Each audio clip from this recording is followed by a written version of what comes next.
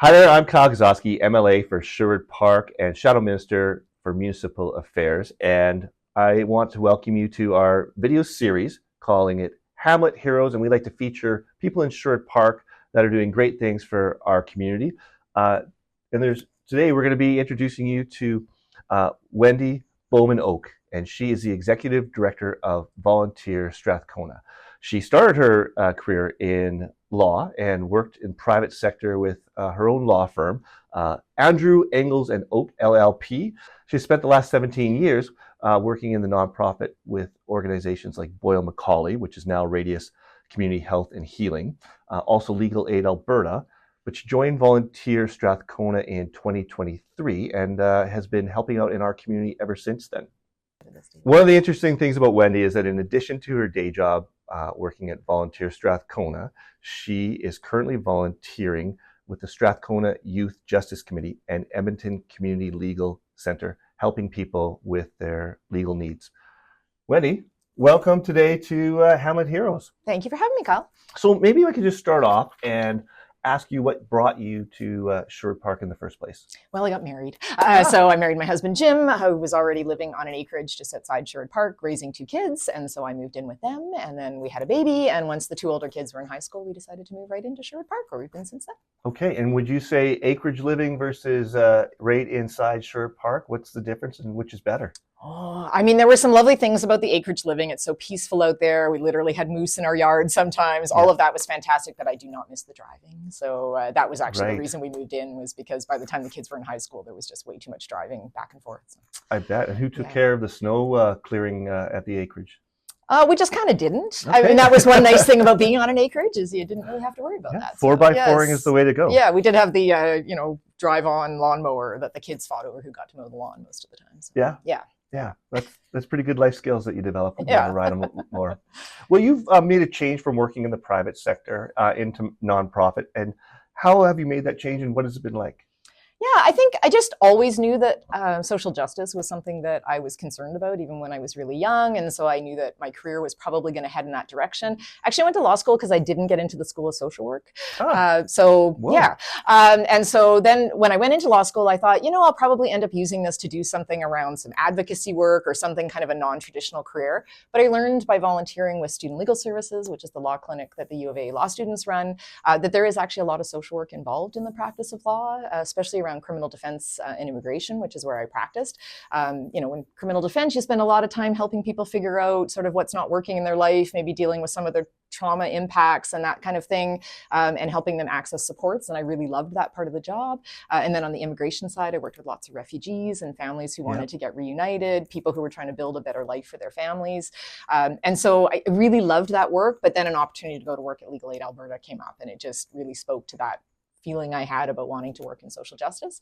And there, my career became less and less about the practice of law and more about not-for-profit leadership. And I decided that's where I wanted to stay.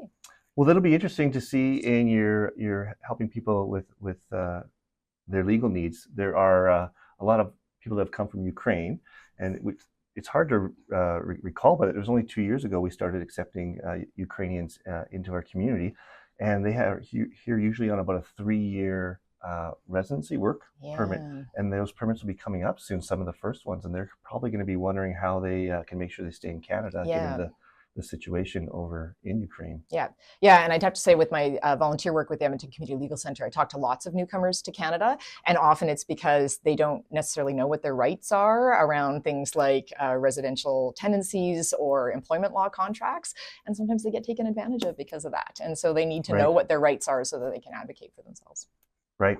Well, to everyone from Ukraine, I want you to know we want you to stay here. We're looking forward to helping you continue your residency in Canada and maybe becoming citizens of Canada one day until your homeland is safe to return to if you want to go back. Here. So why don't you tell me about Volunteer Strathcona?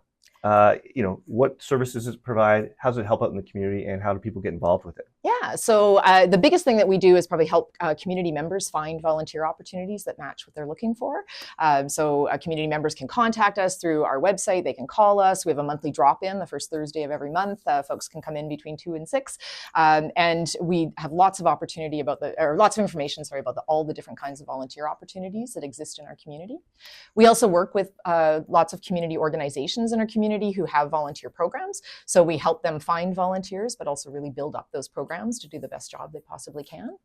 We run a few volunteer programs ourselves. So the biggest ones are Snowbusters and Lawnbusters, where we match volunteers with low-income seniors or people with disabilities who need help with either lawn mowing or snow shoveling. So that's a big pitch right now. We're looking for lots of volunteers to help with snow shoveling.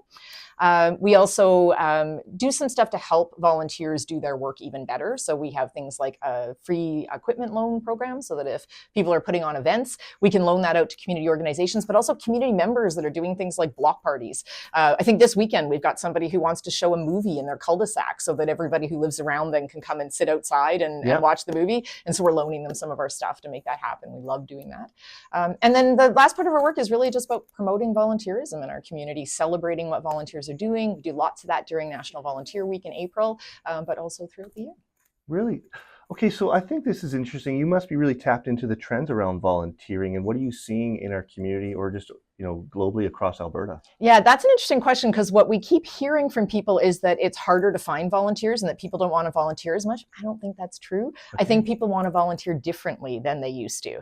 And some of those trends were already happening before the pandemic, and then they just kind of accelerated during the pandemic. Yep. So people are quite mindful about how they use their time, the way the economy is impacting people right now. Lots of folks are having to take second jobs or work overtime, do those sorts of things, so they maybe don't have as much time to volunteer. They want things that are more flexible in their schedules. Some people want remote volunteer opportunities. So what we're saying to organizations is it's not that you can't find volunteers, it's that you might have to be flexible in your volunteer programs to meet the needs of what volunteers are looking for now.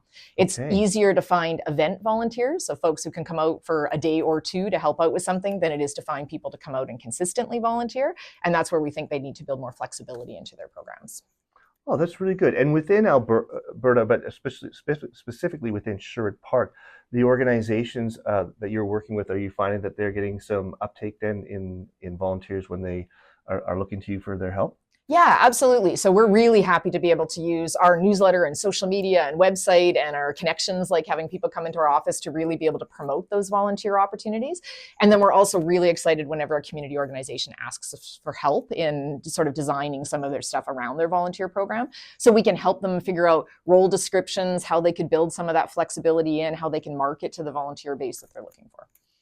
And what advice do you give to people then that are looking to volunteer or help out more in our community? Yeah, I would say there is an opportunity out there for everybody. It doesn't matter how much time you have to spend, what your interests are, what your motivation is. We can find something for you to do. I recently stumbled across a TED Talk video that was a guy who said, "Be selfish, volunteer." And I thought, what? Because instantly when you think of volunteering, you think of it as being a non-selfish kind of activity. Right.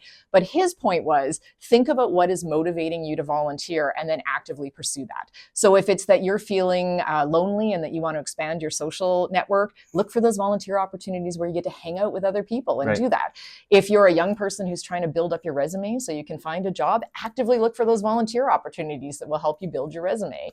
If you want to learn new skills, if you want to use skills that you already have, it doesn't matter what your motivation is. His point was, just be selfish, decide that's what you're doing, that's what you're looking for. And he said then the organizations benefit the most from that, because they're going to get these really passionate, committed volunteers who are doing it for the right reasons. I love that. Well, then be selfish and contact Volunteer Strathcona, because that's where you'll find the opportunities that are right for you.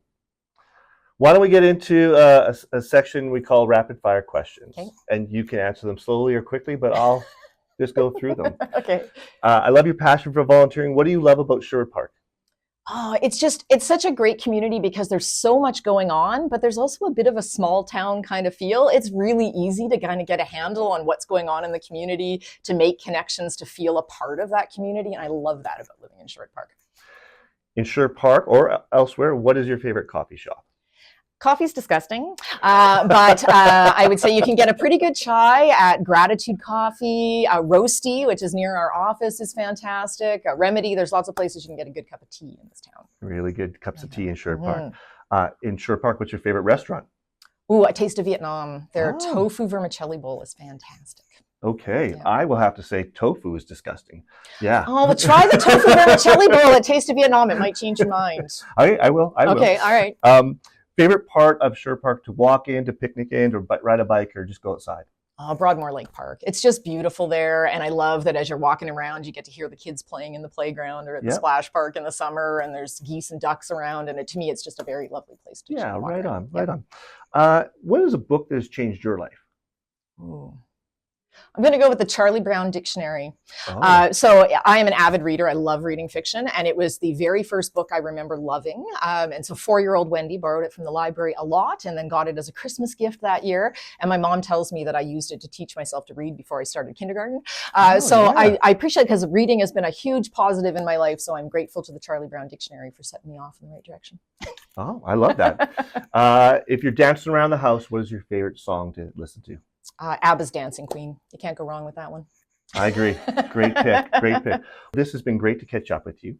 Is there anything else you wanted to add? Maybe to tell us about Volunteer Strathcona? Yeah, I just really encourage people to get in touch and find out about volunteer opportunities. So you can go to our website. It's really easy to find because it's just volunteerstrathcona.ca. We have a monthly newsletter that'll give you information about volunteer stuff going on in our community, a weekly newsletter that really hones in on some of the new opportunities coming up. We have a questionnaire on there you can fill in, tell us what you're looking for, and we'll send you some suggestions. Join us at our monthly drop-ins on Thursday afternoons from 2 to 6 so we can chat with you. And then look for us at all sorts of community events. We'll be at Winterfest at the end of November.